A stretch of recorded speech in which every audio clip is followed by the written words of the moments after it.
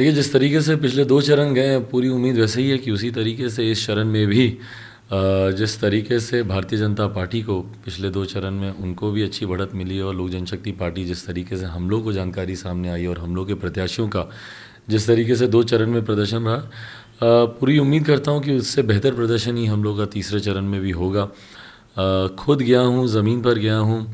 अकेला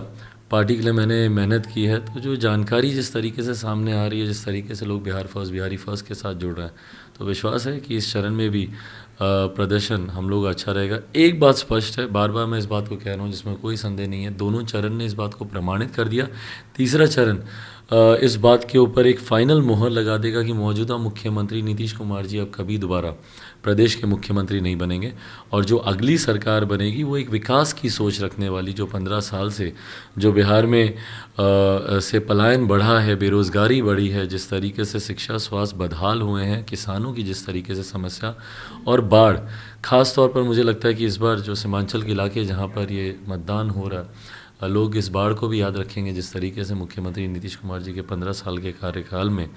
बाढ़ से लोग प्रभावित हुए हैं और होते रहे हैं, और आज की भी तारीख में मुख्यमंत्री ने एक बार कुछ ऐसा नहीं बताया कि अगले साल उनकी बाढ़ को रोकने की उनकी क्या सोच रहेगी या क्या रोड मैप रहेगा। तो मुझे लगता है तमाम इन विषयों को ध्यान में रखते हुए बिहार की जनता मतदान करेगी। बस ये आग्रह इतना ज़रूर करता हूँ कि ज़रूर निकलें, घर से बाहर जाएँ, मतदान करें, आपका अधिकार है, मताधिकार का प्रयोग ज़रूर करें, और यही मौका है कि बिहार के अगले 5 साल को हम लोग बेहतर बना सकते हैं, पिछले 15 सालों से बेहतर बना सकते हैं। तो आशा करता हूँ कि ज़्यादा से ज़्यादा जो लोग जाएं और मतदान करें। कल जो बयान आया मुख्यमंत्री का, मेरा ये आखिरी चुनाव है, क्या सिद्ध?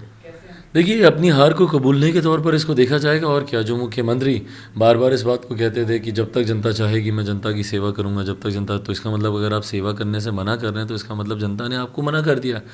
और ये जिस तरीके से हार की कगार पर मुख्यमंत्री आज की तारीख में खड़े हैं, एक बात स्पष्ट है कि जितना आक्रोश मुख्यमंत्री को इस बार चुनाव में झेलना पड़ा,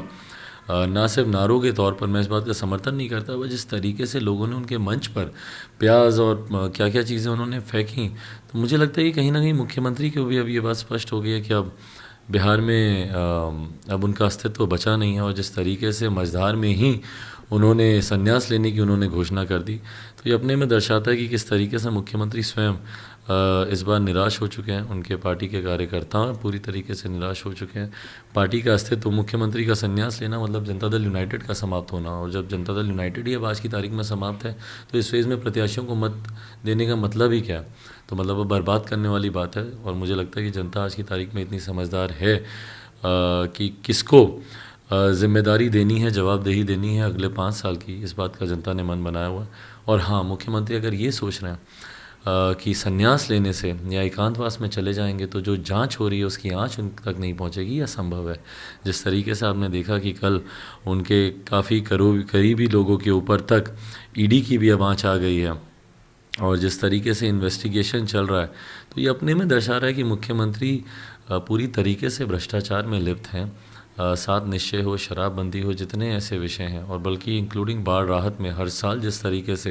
ये पैकेजेस की घोषणा करते हैं, मुझे लगता है बिहार एक ऐसा प्रदेश होगा जहाँ पे हर साल आप बाढ़ राहत का पैकेज देते हैं। भाई क्यों नहीं परमानेंट सोल्यूशन बनता है? क्यों नहीं आप तटबंध ऐसे बनाते हैं जो कि चलें? बनाते हैं, एक बरसात नहीं होती उससे पहले तटबंध आपके टूट जाते हैं, और फिर अगले साल आप एक नई घोषणा करेंगे बाढ़ राहत के लिए। तो ये जो घोटाले, जो भ्रष्टाचार इन्होंने अलग अलग माध्यम से इन्होंने बना रखे हैं, और उसकी जांच अब शुरू हो गई। कल जिस तरीके से ईडी भी अब इसमें इन्वॉल्व है, पूरी उम्मीद है, पूरा विश्वास है कि बहुत जल्द मुख्यमंत्री ने जो किया है उसका फल उनको भोगना पड़ेगा।